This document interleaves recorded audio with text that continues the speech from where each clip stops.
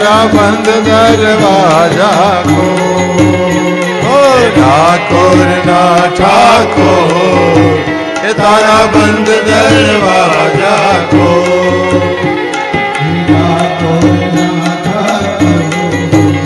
तारा बंद दरवाजा को।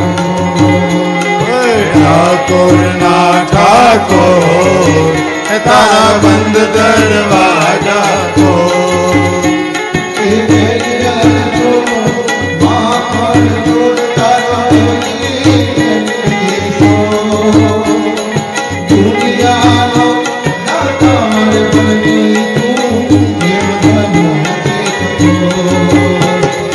ठाकुर ना ठाकुर तारा बंद दरवाजा को।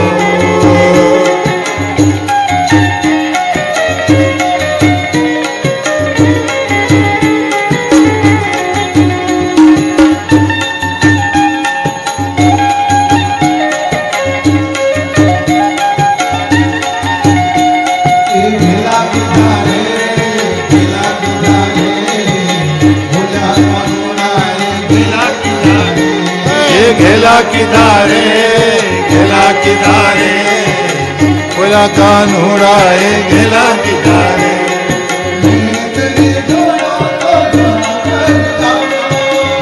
तने जोयो तो जूनागढ़ गाम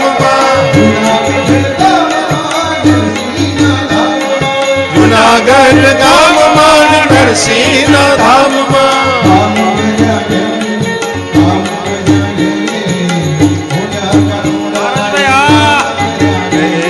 काम करा रे बोला कानूड़ाए काम करा रे।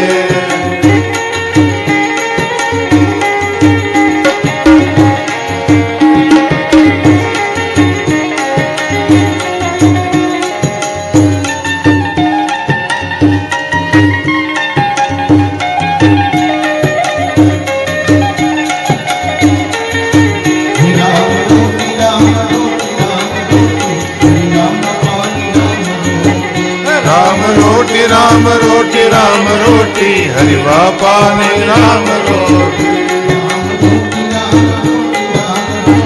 हरि बापा ने राम रोटी। राम रोटी राम रोटी राम रोटी हरि बापा ने राम रोटी।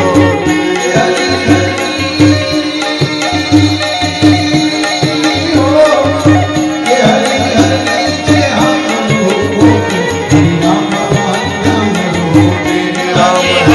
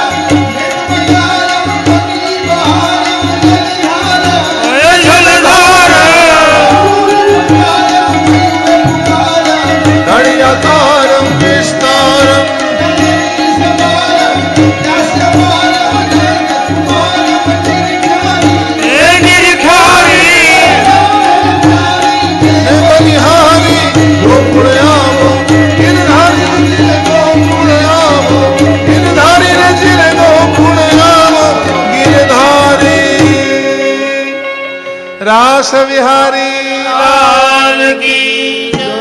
વૃંદાવન વિહારી લાલ કી જય. પોતપોતાનું આસન ગ્રહણ કરો.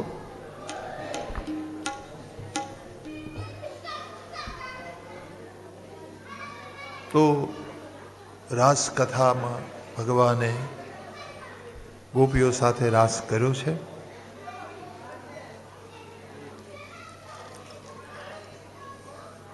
ભગવાન જ્યારે રાસ કરે છે ગોપીઓ સાથે ત્યારે એક વાત અહીંયા લખે છે ભગવાન સુખદેવજી કે રમે રમેશો વ્રજ સુંદરી વીર યથાર્ભગસ્વ પ્રતિબિંબ વિભ્રમ. રમેશ રમા સાથે કેમ રમ્યા? તો કે જેમ નાનકડું બાળક અરીસામાં પોતાના પ્રતિબિંબને જોઈને એની સાથે રમે એમ રમ્યા. બાળક પ્રતિબિંબ સાથે કેમ રમે? યથાર્ભક યથા અર્ભક સ્વ પ્રતિબિંબ વિભ્રમ. તો જેટલી ગોપીઓ છે ને એ બધી મારા હરિનું પ્રતિબિંબ છે. આ ગોપીઓ કઈ જુદી નથી, એ હરિના પ્રતિબિંબ છે. એમ સુખદેવજી કહે છે એમ આ જેટલા શુદ્ધ જીવ બેઠા છે ને આ બધા હરિના સ્વરૂપો છે. તો આ સમાધિની કથા મેરે ભાઈ બહેન, આ કથા સમાધિ ભાવની કથા છે. તો આ પ્રકારે આ નિર્વિકલ્પ સમાધિનો અનુભવ ભગવાને ગોપીઓને કરાવ્યો છે. શુદ્ધ બનેલા જીવ છે એ ભગવાનને મળે એની આ કથા છે. એક વખત નિર્વિકલ્પમાં ગયા પછી, ધ્યાનમાં ગયા પછી બહાર નીકળવું બહુ મુશ્કેલ હોય છે. પરંતુ ભગવાને ગોપીઓને કહ્યું કે તમારે હવે ભાવન ઉન્મુખ અવસ્થામાં, ભાવ ઉન્મુખ અવસ્થામાં રહેવાનું છે. એટલે ઠાકોર રામકૃષ્ણ પરમહંસ હતા ને, વિવેકાનંદના ગુરુ, એ ઉન્માદી અવસ્થામાં રહેતા, જેને દિવ્યોન્માદ કહેવાય. એક વખત એમણે આ નિર્વિકલ્પ સમાધિનો અનુભવ કર્યો પછી એ બહાર નહોતા આવતા સમાધિમાંથી. આ એ સમાધિ એ જ રાસ છે. આજે તમે રાસ કર્યો ને, આપણે એને નાચવા કૂદવાનું માની લીધું છે, પણ રાસ એ જ સમાધિ છે. જીવ અને શિવના મિલનની કથા, જીવ હરિ સાથે રમે છે એ રમવાની કથા, એને રાસ કહેવાય છે. આ એક પ્રકારની સમાધિ છે. તો એ સમાધિમાં ગયા પછી બહાર નીકળવું બહુ મુશ્કેલ છે. પણ ભગવાને ગોપીઓને કહ્યું કે ભાવ ઉન્મુખ અવસ્થામાં રહો. ભાવ અવસ્થામાં પછી રહ્યા છે. ઠાકુર એ સ્થિતિમાં રહેતા હતા, એને ઉન્માદી અવસ્થા કહેવાય, દિવ્ય ઉન્માદ. અડધું પાગલપણું જેને કહેવાય, અડધું ગાંડપણ. વારંવાર હરિના ધ્યાનમાં જતા રહે, હરિનું નામ તમે બોલો એટલે ધ્યાન લાગી જાય. ગોવિંદનું સ્મરણ કરો તો ફરી એને ધ્યાનમાં એ જતા રહે. તો ધ્યાનમાંથી એને બહાર લાવવા પડે. એને લૌકિક વ્યવહારમાં રાખવા હોય તો તમારે એને વારંવાર બહાર લાવવા પડે સમાધિમાંથી. તો એની ભાવ ઉન્મુખ અવસ્થા છે. તો આ સમાધિની કથાનું અહીં વર્ણન છે, આ રાસ કથા. આમાં લખે છે આને બ્રહ્મરાત્રિ કહેવાય. અને આ બ્રહ્મરાત્રિની ઉપાસના ગોપીજનોએ કરી છે. બ્રહ્મરાત્ર ઉપાવૃતે વાસુદેવાનુમોદિતા. બ્રહ્મરાત્ર ઉપાવૃતે વાસુદેવાનુમોદિતા. અને ઇચ્છન્ત્યો યૈર્ગોપ્ય સ્વગૃહાન ભગવત પ્રિયા. ઘેર નહોતી જવા ઈચ્છતી, છતાંય ગોપીઓ પોતાને ઘેર ગઈ છે ભગવાનના આદેશથી. ઘેર નહોતી જવા ઈચ્છતી એટલે શું? સંસારમાં પાછી આવવા નહોતી ઈચ્છતી. ભગવાનને મળ્યા પછી કોઈ જીવ સંસારમાં પાછો ફરી શકતો નથી. આ એ મોક્ષની કથા છે, આ એ મુક્તિની કથા છે. તો વ્રજવધુઓનું, વ્રજવધુ એટલે ગોપીઓ, વ્રજવધુઓની ભગવાન સાથે વિહારની કથા મેં આપને કહી. આ કથાને જે શ્રદ્ધાથી સાંભળશે, એનું વર્ણન કરશે, એને પરાભક્તિની પ્રાપ્તિ થશે. વિક્રીડિતમ વ્રજવધુ બિરદમ ચ વિષ્ણુ શ્રદ્ધાન્વિતોનુશૃણુયાદ વર્ણયેદ્યઃ ભક્તિ પરામ ભગવતી પ્રતિલભ્ય કામમ મૃદરોગમસ્વપહિનોત્ય ચિરેણ ધીરઃ. આ કથા જે સાંભળશે એને પરાભક્તિ પ્રાપ્ત થશે અને એના હૃદયનો રોગ મટી જશે. આ હૃદયનો રોગ કયો? કામરોગ. મને તમને કામરોગ થયો છે. અને કામરોગને કારણે જ આપણે ભવસાગરમાં વારંવાર આવવું પડે છે. યૌન આકર્ષણને કારણે, યોષિત આકર્ષણને કારણે વાસનાઓ ભરી છે હૃદયમાં, એને પરિણામે વારંવાર જન્મવું પડે છે, વારંવાર મરવું પડે છે. તો આ કથા જે સાંભળે છે એનો કામ રોગ મટે છે. આનો હૃદયનો રોગ, કામ રોગ છે ને, શરીરનો રોગ નથી, મનનો રોગ છે. તમારા મનમાં કામનાઓ વાસનાઓ ભરી હોય એટલે એ ચિંતન કરતાં કરતાં વ્યક્તિને એ રોગ લાગુ પડી જાય છે. એ રોગ એનો નષ્ટ થશે કે જે આ કથા સાંભળશે. તો આ પ્રકારે આમાં એનું વર્ણન કર્યું રાસ પંચાધ્યાયનું. પછી સુખદેવજી આમાં લખે છે કે દેવયાત્રા માટે, ગોપાલ યાત્રા માટે ભગવાન બધાને લઈ જાય છે અને ત્યાં સુદર્શન નામના વિદ્યાધરનો ભગવાન ઉદ્ધાર કરે છે. પછી એક ગીત ગાય છે ગોપીઓ ભગવાનના વિયોગમાં. દેખો, સમાધિ પછી, સમાધિના અનુભવમાંથી પાછા આવ્યા પછી પ્રભુનો વિયોગ તો થાય જ, પણ વિયોગજન્ય અવસ્થામાં ગોપીઓ ફરી એક ગીત ગાય છે. આને યુગલ પ્રિયાજી કહેવાય છે. યુગલ પ્રિયાજી ઘણા બધા શ્લોક છે, પણ એક શ્લોક સંભળાવું છું. વામ બાહુ કૃતવામ કપોલો, વામ બાહુ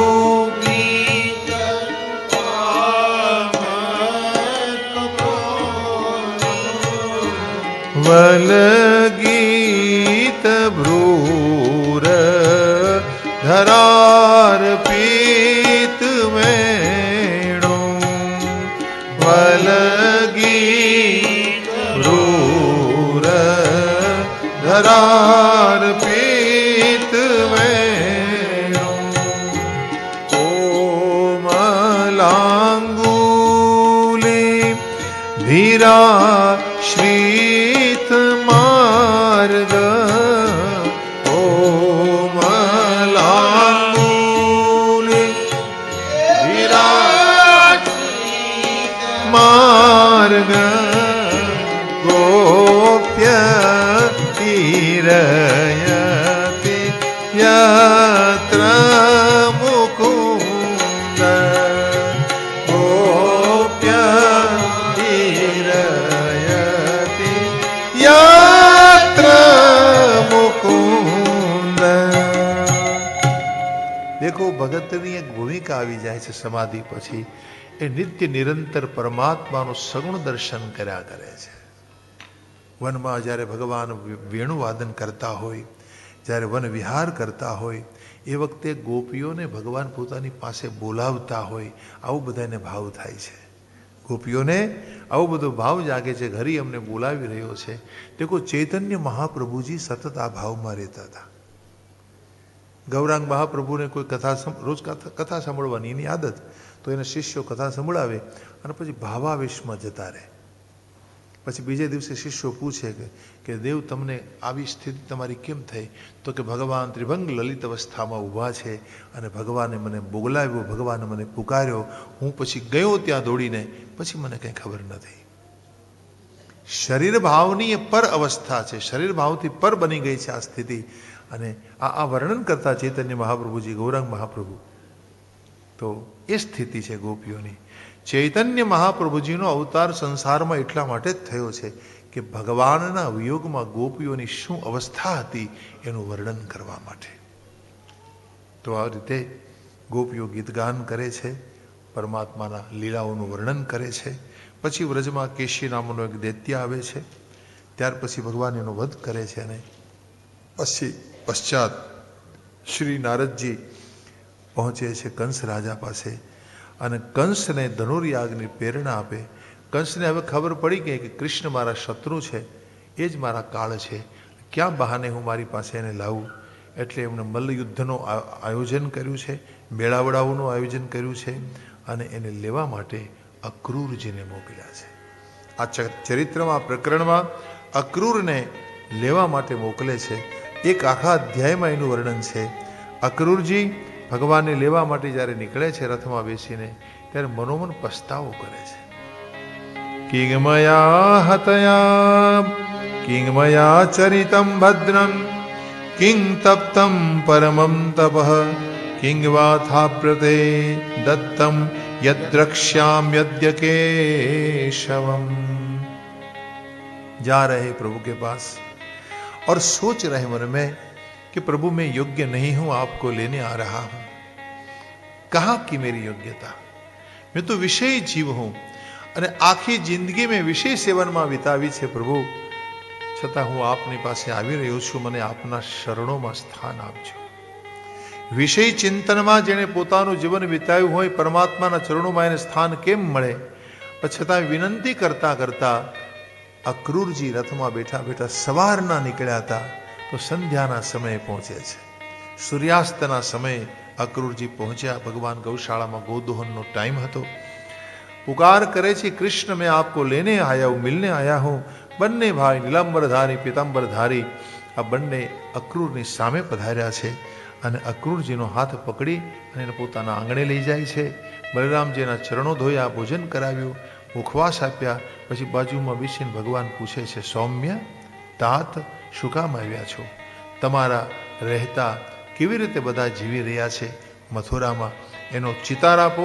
એનો બધી વાતો કરી છે અક્રૂરજીએ અને કહ્યું, કૃષ્ણ હું આપને લેવા માટે આવ્યો છું। આ ઘટના ઘટી છે, કંસના ત્રાસથી બધા મુક્ત થવા ઈચ્છે છે। હું આપને આપના શરણે આવ્યો છું, આપને લેવા માટે આવ્યો છું।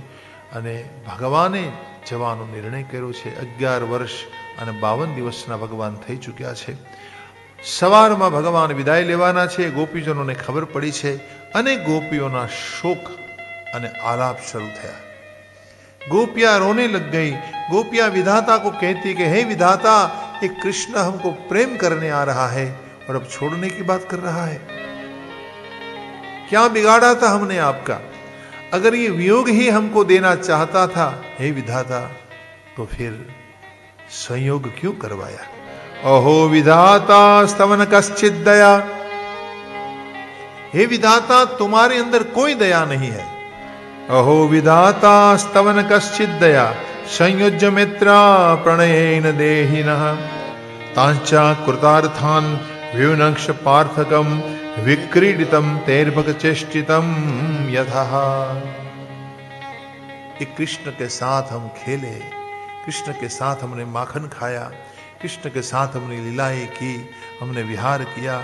यही कृष्ण ने हमको सब कुछ दिया, लेकिन आज कृष्ण हमको छोड़कर जाने को कहता है।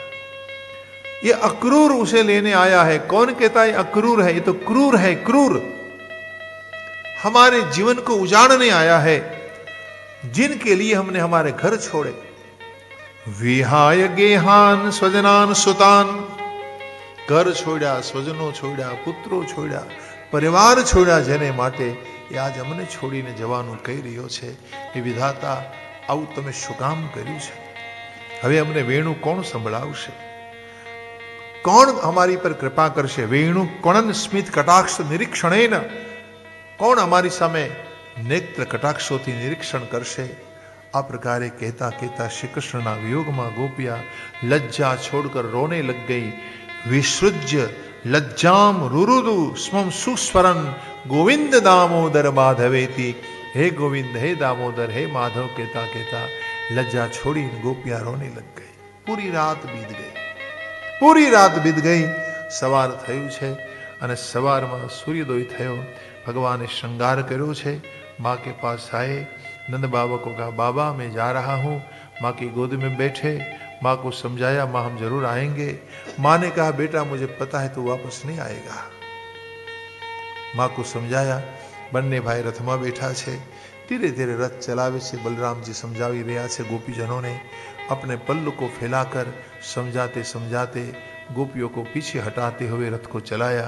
જ્યાં સુધી રથની ધજા દેખાય ત્યાં સુધી गोपियां वहां खड़ी रह गई। धजा दिखाती बंद थे। कहते हैं कोई कोई गोपियों ने वहीं पर ही अपना प्राण त्याग दिया, शरीर छोड़ दिया, भगवान के साथ चले। मैं हमारा रासनी कथा में आपने स्पष्टता करी थी कि कोई गोपियों भगवान पासे सौथी पहला मळवा पहुंची कि जेने एना पतिओए पिताओए भाईओए घरमा पूरी दीधी थी। जहुर गुणमयम प्रक्षिण बंधना, जहुर गुणमयम, एमणे आ गुणमय शरीरનો त्याग કરી દીધો હતો। त्याग કરીને એ આત્મભાવે એ ભગવાન પાસે પહોંચી ગઈ। આ વિયોગનો ભાવ છે। વિયોગજન્ય દુઃખને સહી ન શકે। પણ રાસના પ્રસંગે તો મહાપ્રભુજી એવો ભાવ આપે છે કે જે ગોપીઓએ શરીર છોડી દીધા હતા એના શરીરમાં યોગ માયા રૂપે રાધાજીએ બીજા જીવોનો પ્રવેશ કરાવી દીધો. એથી લોકોને ખબર ન પડી કે આ તો બધી મરી ચૂકી છે અને ફરી પાછી જીવતી થઈ ગઈ છે. ये सब गोपियां मर चुकी थी, शरीर मर चुका था, आत्मा भगवान से मिल गई थी, भगवान के पास पहुंच गई थी, लेकिन योग माया ने दूसरे शरीरों का प्रवेश करा दिया. लेकिन आज यहां ये घटना नहीं घटी. जो गोपियों ने शरीर छोड़ा, जिन जिन जिन गोपियों ने, उसी गोपी के शरीर में से मिट्टी बन गई, चंदन बन गया. यह है गोपी चंदन. એ ગોપી ચંદન જે વૈષ્ણવ ચરણામૃત રૂપે લે છે. દેખો, ભજન કરતા કરતા તમારું શરીર અલૌકિક બની જાય છે. શરીરની જે પંચ પ્રકૃતિનો સ્વભાવ છે ને, એનો સ્વભાવ છૂટી જાય છે. ભજનનો એવો પ્રભાવ છે કે પાંચે પાંચ પ્રકૃતિ પોતાનો સ્વભાવ છોડી દે છે. જે પાંચ ભૌતિક શરીર લઈને તમે પ્રગટ થયા છો, એ પંચ ભૌતિક શરીર ઉપરથી આ જે પ્રભાવ છે રજોગુણનો, તમોગુણનો, એ મુક્ત થઈ જાય છે અને અલૌકિક શરીર બની જાય છે. તો એ जो मिट्टी थी वो गोपी का जो शरीर का भाग था मिट्टी के रूप में परिवर्तित हो गया. तो कहने का भाव यह है कि इस प्रकार कोई कोई गोपियाँ बच गई, अपने घर गई અને પોતાના ઘેર જઈને ભગવત સ્મરણમાં લાગી છે. આ બાજુ ભગવાનને લઈને યમુના પાર કરીને અને હવે પહોંચે છે મથુરામાં. ગોકુળથી મથુરામાં પહોંચતા બપોરનો સમય થઈ ચૂક્યો છે. મથુરામાં પહોંચતા મથુરાની સ્ત્રીઓએ ભગવાનનું સ્વાગત કર્યું છે, પરમાત્મા ઉપર ફૂલોની વૃષ્ટિઓ કરી છે. અને આમાં વર્ણન છે કે પુષ્પવૃષ્ટિઓથી દધી અક્ષતનો છંટકાવ કરી પરમાત્માનું સ્વાગત કર્યું. પ્રવેશ કરતા જ સામો ધોબી મળે છે અને ધોબીની પાસે ભગવાને કપડાં સારા જોયા પણ એમણે ન આપ્યા. એટલે એક લપડાક લગાવીને ભગવાને એનું મસ્તક નીચે પાડી દીધું અને એનો ઉદ્ધાર કરી દીધો ભગવાને. દેખો, ભગવાન ગમે ત્યારે ગમે તેનો ઉદ્ધાર કરી શકે છે. એ હરિની સત્તા છે. ભલે ગમે તેવું કર્મનું એને બંધન હોય, ગમે તેવો પાપી હોય, ગમે તેવો પુણ્યશાળી હોય, ગમે તેવો અજ્ઞાની હોય, પણ ભગવાન ધારે કે મારે એને મુક્ત કરવો છે, મુક્ત कर देता है. ધોબીના દૃષ્ટાંતથી આ વાત સમજાવવામાં આવી છે કે પ્રભુ किसी को भी कभी भी अपनी शरण में ले लेते हैं. वो फिर पात्रता नहीं देखते, उसे ही तो कृपा कहते हैं. એને જ કૃપા કહેવાય. આપણે કહીએ ને કે ભાઈ મારામાંથી કૃપા થઈ ગઈ, હું ક્યાં કંઈ શાસ્ત્રો જાણું છું, મારામાં ક્યાં કંઈ આવડત છે, પણ મને આજે માન સન્માન આદિ મળે છે, એ મારા ગુરુની કૃપા છે, મારા પ્રભુની કૃપા છે. તો કૃપા જ્યારે પ્રભુ કરે છે ત્યારે એની કોઈ પાત્રતા ન જુએ અને ભગવાન એને બધું આપે છે. તો એવી રીતે ભગવાને અહીં આ રજક ઉપર, ધોબી ઉપર ભગવાનની કૃપા કરી છે. કૃપા કરવાની પ્રભુની આ રીત છે. ત્યાર પછી આમાં લખે છે કે વસ્ત્રો એમણે દરજીને સોંપ્યા, એમાંથી સારા વસ્ત્રો બનાવી આપ્યા અને ભગવાને એને ધારણ કર્યા છે. માનો 2 બાલ ગજ શોભતા હોય એવું લખે છે. 2 બાલ ગજ, હાથીના બચ્ચા કેમ શોભતા હોય, આવા પ્રભુ શોભી રહ્યા છે. પ્રભુ ત્યાંથી આગળ વધે છે. ફૂલોની માળાઓ પહેરાવી છે, માળી એક ભગવાનના ગળામાં. પછી સામે આવે છે ત્રિવક્રા, 3 ઠેકાણે વાંકી એવી કુબજા. કુબજાએ ચંદન લગાડ્યું છે ભગવાનને. અને હવે પરમાત્મા વ્યાપારીઓની દુકાનમાં પધારે છે. ત્યાં એમને મધ્ય ભાગમાંથી ધનુષ તોડ્યું અને ભયંકર અવાજ થયો ધનુષ તોડવાનો. ધનુર્યાગતો કરેણ વામેન સલિલ મુદ્રુતામ સજ્જમ ચ કૃત્વા નિમિષેણ પશ્યતામ. એક ક્ષણના મધ્યાંતરમાં ભગવાને મધ્યમાંથી ધનુષ તોડ્યું. દેખો, આ જ વાત ગોસ્વામીજી માનસમાં લાવ્યા છે. આ જ વસ્તુ માનસમાં લાવ્યા છે. કૃત્વા નિમિષેણ પશ્યતામ, એક ક્ષણના મધ્યાંતરમાં મધ્ય ભાગમાંથી, મધ્ય ભાગમાંથી યથેક્ષુ દંડમ મદેર કર્યું ક્રમ. જેમ શેરડીના સાઠાને કોઈ હાથી તોડી નાખી મધ્યમાંથી, એમ ભગવાને મધ્યમાંથી તોડ્યું. ગોસ્વામીજી માનસમાં ચોપાઈ લખે છે. તેહિ છન રામ મધ્ય ધનુ તોરા ભરે ભુવન ધુની और कठोरा. तेई छन राम मध्य धनु तोरा भरे भुवन धुनि घोर कठोरा. तेई छन राम मध्य धनु तोरा भरे भुवन धुनि घोर कठोरा. तेई छन राम मध्य धनु तोरा भरे भुवन धुनि घोर कठोरा. दिगति उर्वि अति गुर्वि सर्व पवै समुद्र सर.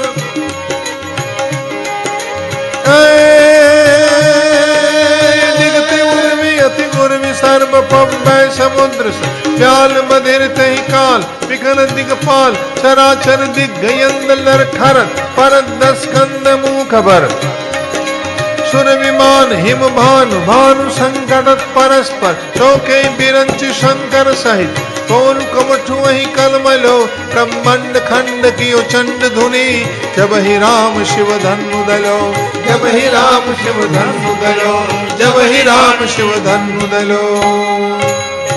जब गोस्वामी जी वर्णन करूं डिगति उर्वी यति गुरवी सर्व पव्य समुद्र सर, बस वैसे ही यहाँ ये भागवत की परिभाषा है। राम कथा में मध्य में से धनुष को तोड़ दिया और भयंकर आवाज कंस ने सुनी। कंस ने सोचा अब धनुष टूट चुका है, अब मेरी मृत्यु निर्णित है, मारी मृत्यु અને હવે ધનુષ તૂટવું ન જોઈએ, ધનુષ તૂટી જાય એટલે મૃત્યુ। આ ધનુર્યાગ છે, એટલા માટે આ ધનુર્યાગમાં ધનુષની રક્ષા કરવી પડે છે। હવે આમાં લખે છે કે તે રાત્રિએ કંસને નિદ્રા ન આવી। માણસનું મૃત્યુ નજીક આવવાનું હોય ને એની નિશાનીઓ આમાં આપી છે, પણ એક ઘરે ભાગવત વસાવીને વાંચી લેજો। એ હું કહીશ નહીં તમને, ઘરમાં ભાગવત વસાવજો અને વાંચી લેજો આ અધ્યાયમાં કે માણસનું મરણ નજીક આવવાનું હોય ને ખબર કેમ પડે આપણને, એની નિશાનીઓ આમાં આપી છે। એ બાને તમે ગોરખપુર પ્રેસનું ભાગવત મળે 2 ભાગમાં, એ લઈ લેજો અને દરેક વૈષ્ણવના ઘરમાં ભાગવત હોવું જોઈએ। વૈષ્ણવને તો ભાગવતનો રોજ પાઠ કરવો જોઈએ। જો તમે ઠાકોરજીને પધરાવ્યા હોય ઘરમાં તો એને રોજ એક અધ્યાય સંભળાવો, એક અધ્યાયનો પાઠ રોજ કરો। આ કામધેનું છે ભાઈ, ભાગવતજી કામધેનું છે, કલ્પવૃક્ષ છે। તો એક અધ્યાય 2 અધ્યાય કરી તો જુઓ, 6 મહિનામાં તમારા ઘરનું વાતાવરણ બદલાઈ જશે, તમારા સંકટો મટી જશે, પણ રોજ કરવું જોઈએ ભાઈ। શુદ્ધ કર્મથી, શુદ્ધ કર્મ રાખી, શુદ્ધ ભાવથી। પછી એવું નહીં માનવાનું કે ભાઈ હું ભાગવતનો રોજ પાઠ કરું પછી અવળા ધંધા કરું, એ ન ચાલે। હા, ગોરખ ધંધા કરતો રહું અને સાથે ભાગવતનો પાઠ કરું તો ભાગવત ફળ ન આપે, કારણ કે આ તો કલ્પવૃક્ષ છે। હા, પછી ગોરખ ધંધા નહીં કરવાના। શુદ્ધ કર્મ કરતા કરતા ભાગવતનું પારાયણ કરો તો તમને ભાગવત જલ્દીથી ફળ આપે છે। હા, આ કામધેનું છે। કલ્પવૃક્ષ નીચે બેસીને તમે જેવી કલ્પના કરો ને એ તમને મળે। ખરાબ કલ્પના કરો તો ખરાબ વસ્તુની પ્રાપ્તિ થાય। ભાગવત કથા હાલતી હોય ત્યાં તમે ક્રોધ કરો ને તો તમારો ક્રોધ ઉલટાનો વધે, લોભ કરો તો લોભ ઉલટાનો વધે, ત્યાગ કરો ને તો ત્યાગની ભાવના ભગવાનનો વધારે તમારામાં ડેવલપ કરે, વધારે એનો વિસ્તાર કરે। કહેવાનો ભાવ એ છે કે इस प्रकार રાત્રિ બીતી, સવારમાં કોવલિયા પેડ હાથીને મૂકવામાં આવ્યો છે સામે, પાગલ હાથીને, અને सुरापान करावी। बलराम जी और भगवान सामने आ गए। प्रभु ने कहा कि बड़े भैया हमारे लिए आ रहा है, અને ભગવાને દોડીને હાથીને ધક્કો માર્યો તો એમના દંતશૂળ હતા ને જમીનમાં ખૂંપી ગયા। ચિંગાડ તો હાથી સામે આવે, બાજુમાં આવીને હાથીના દંત ભગવાને ખેંચી લીધા। 2 ભાઈઓએ બલરામ શ્રી કૃષ્ણે દાંત ખેંચી લીધા। હરિમાં અદ્ભુત બળ છે, દેખો ભગવાન જેવું બળ કોઈનામાં નહીં। ભગવાનને કોઈ જીતી શક્યું નથી આ જગતમાં। હિરણાક્ષ નહીં, હિરણ્યકશ્યપુ નહીં, કોઈ નહીં। મહાન મહાન બળવાન અસુરો થયા, મધુ કૈટબાદી, કોઈ ભગવાનને જીતી શક્યું નથી।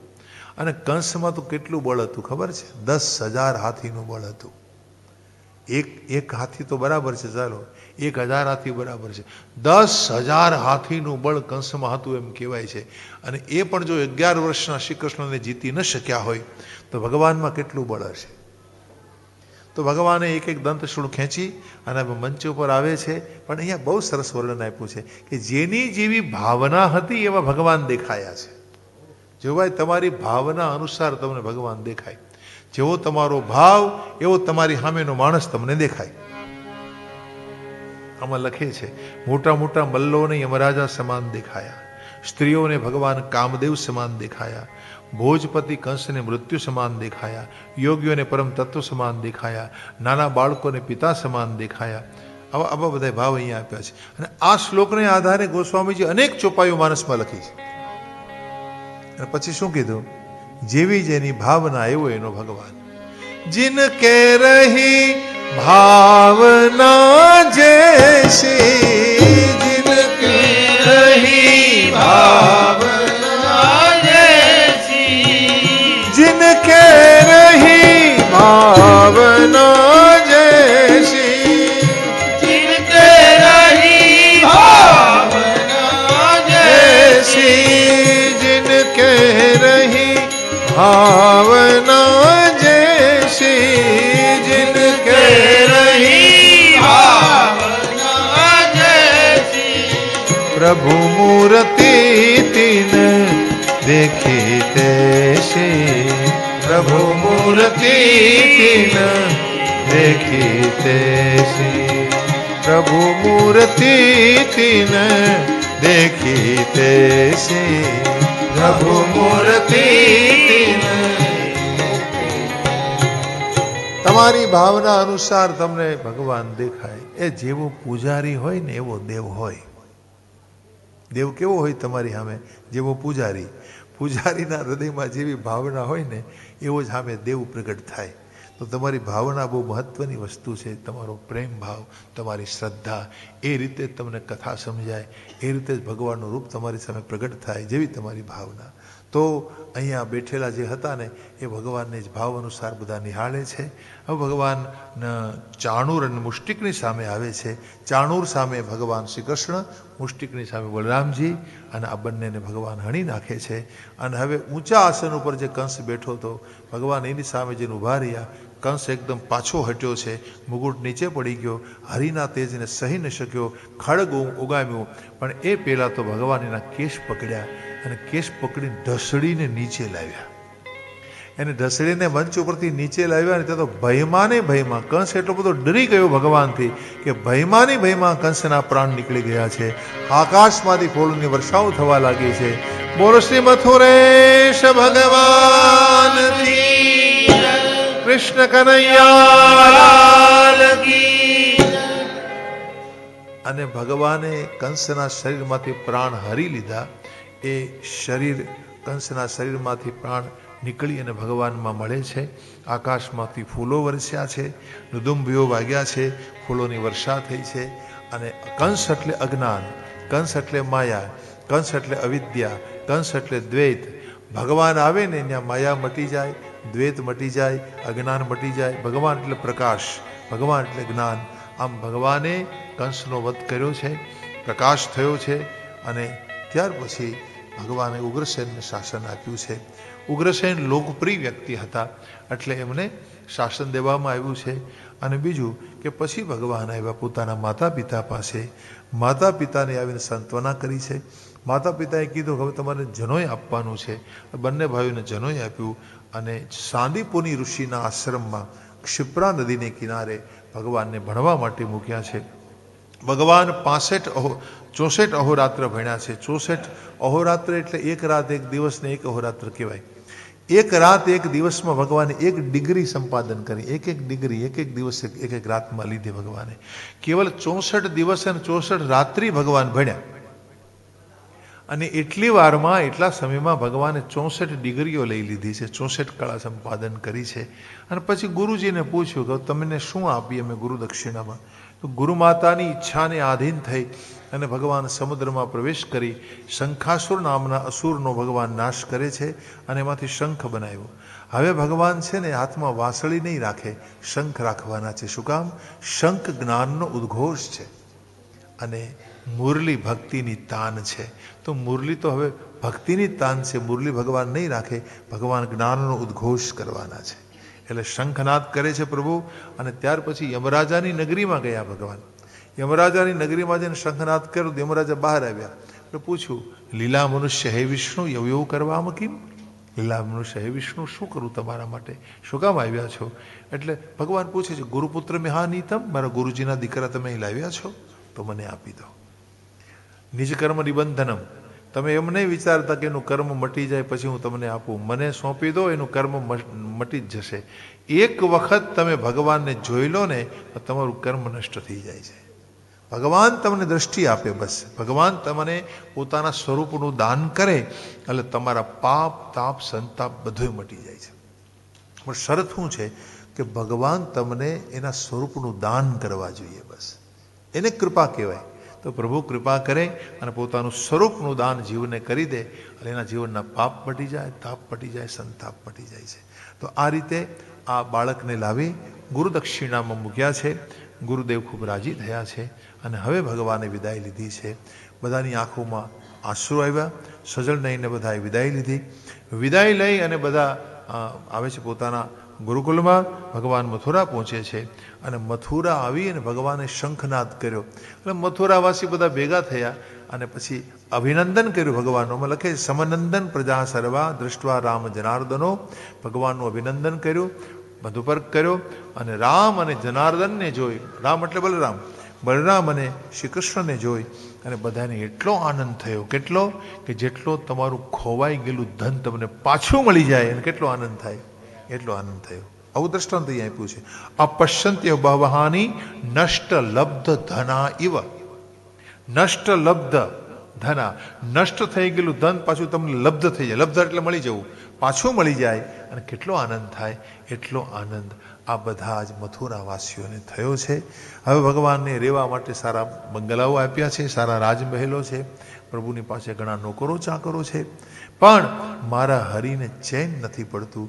એ બેચેન રહે છે, કોઈની યાદમાં ખોવાયેલા રહે છે. કોની યાદમાં?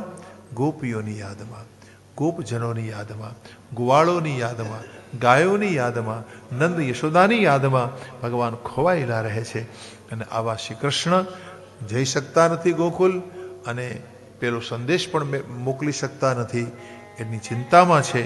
એટલે ભગવાનનો સંદેશ લઈ અને ઉદ્ધવજી 3.5 કલાકે ગોકુળમાં જશે, સંદેશ લઈને જશે બપોર પછી.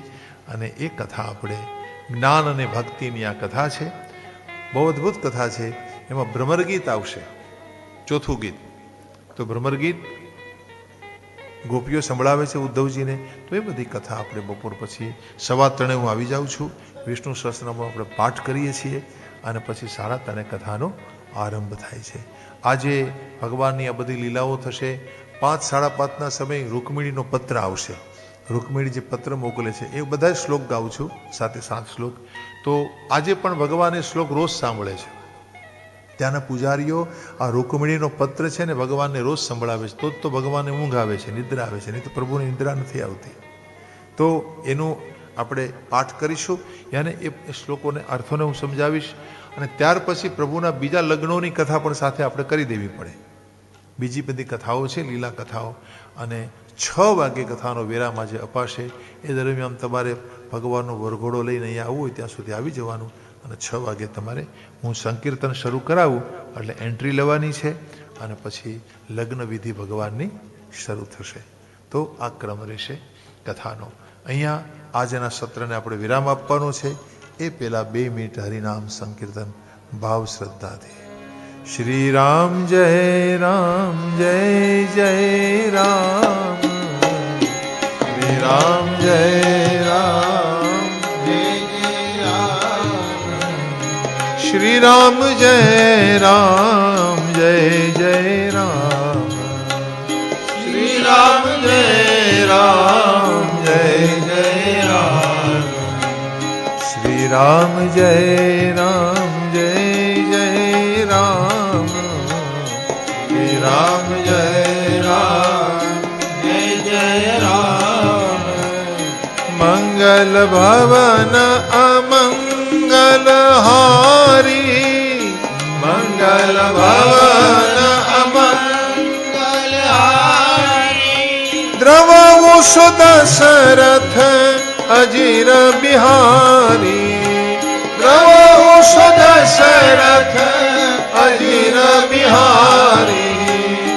મંગલ ભવન અમંગલ હારી, મંગલ ભવન અમંગલ હારી.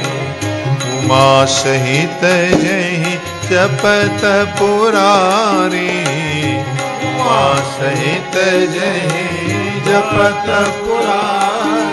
શ્રી રામ જય રામ જય જય રામ, શ્રી રામ જય રામ જય જય રામ, શ્રી રામ જય રામ જય જય રામ, શ્રી રામ જય રામ જય જય રામ, શ્રી રામ જય રામ જય જય રામ, શ્રી રામ જય રામ જય જય રામ, શ્રી રામ જય રામ જય જય રામ, શ્રી રામ જય રામ જય જય રામ, શ્રી રામ જય રામ જય જય રામ, શ્રી રામ જય રામ જય જય રામ, શ્રી રામ જય રામ જય જય રામ, શ્રી રામ જય રામ જય જય રામ, શ્રી राम जय जय राम, श्री राम जय जय राम, श्री राम जय राम, श्री राम जय जय राम, श्री राम जय जय राम, श्री राम जय जय राम, श्री राम जय जय राम, श्री राम जय जय राम, श्री राम जय जय राम, श्री राम जय जय राम, श्री राम जय जय राम, श्री राम जय जय जय राम। बोलो श्री रामचंद्र भगवान की जय, भागवत भगवान की जय, जलाराम बापानी जय, वीरबाई मात की, हरि राम बापानी, ओम नमः पार्वती हर हर महादेव हर।